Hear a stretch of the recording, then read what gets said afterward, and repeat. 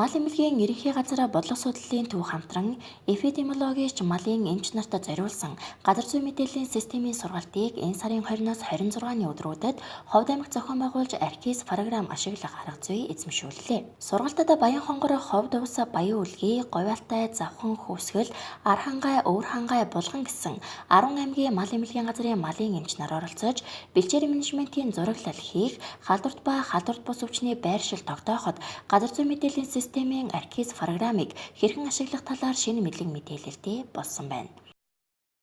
Эпидемиологийн зураглалыг яаж хийх юм бэ? За тэгээ өвчин хаана одоо аль аймагт аль суманд одоо ямар өвчин гарав?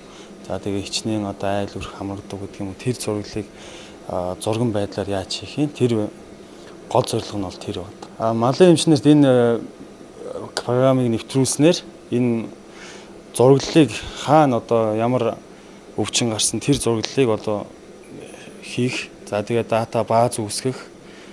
Тэгээд одоо тэрийг аймаг одоо нийслэлд одоо нэгтгэж одоо ашиглах ийм л одоо зорилготой. Сургалтын үр дүнд оролцогчид Архис програмын талаарх ерөнхий ойлголт мэдлэгээ ашиглан эпизодлогийн зураглалыг хэрхэн оновчтой зөв тодорхойлох талаар програмын дадлага хийсэн байна.